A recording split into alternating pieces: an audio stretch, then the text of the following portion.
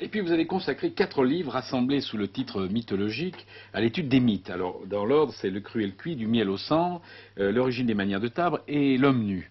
Alors est-ce que vous pourriez comme ça nous dire qu'est-ce que c'est qu'un mythe? Expliquer aux gens qui ne savent pas ce que c'est qu'un mythe. Alors qu'est-ce que c'est un mythe?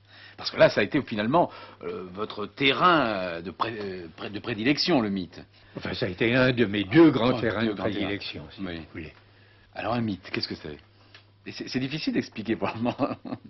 Eh bien, c'est une histoire qui cherche à rendre compte à la fois de l'origine des choses, des êtres et du monde, du présent et de l'avenir, et qui cherche en même temps, simultanément, à traiter des problèmes qui nous apparaîtraient aujourd'hui à la lumière de notre pensée scientifique comme tout à fait hétérogènes, différents les uns par rapport aux autres, à les traiter comme si c'était un seul problème et qui admettait une seule réponse.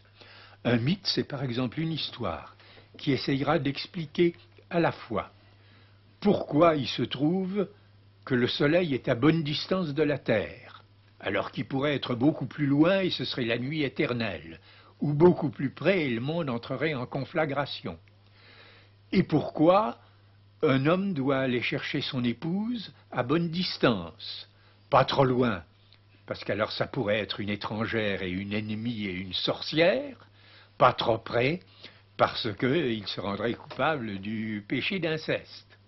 Et pourquoi également les saisons et les jours ne se succèdent pas à toute vitesse, mais selon un rythme régulier. Enfin, pourquoi il existe une certaine bonne mesure, à la fois dans l'ordre cosmologique, dans l'ordre météorologique, dans l'ordre saisonnier et dans l'ordre social.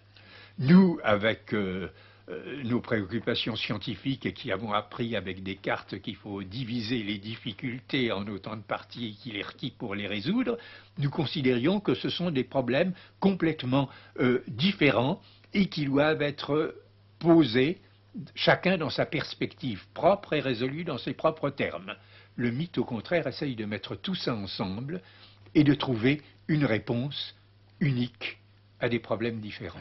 Mais je suppose que ces mythes sont particulièrement vivaces et nombreux dans des sociétés qui n'ont pas d'écriture. Bien sûr, et dans des sociétés enfin, qui n'ont pas encore utilisé les modes de pensée scientifiques. Mais en réalité, quand vous y réfléchissez, et quand vous vous demandez, je ne dirais pas ce que font les historiens pour qui j'ai le plus grand respect, mais quel usage nous, enfin les hommes de la rue, nous faisons de l'histoire.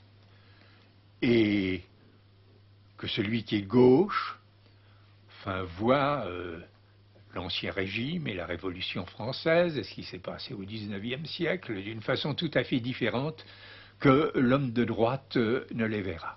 Au fond, est-ce que nous n'utilisons pas l'histoire un peu à la façon d'un mythe, c'est-à-dire en l'organisant de telle façon qu'elle nous aide, ou que nous croyons qu'elle nous aide, à mieux comprendre notre passé, notre position actuelle dans le monde et les choix politiques que nous faisons.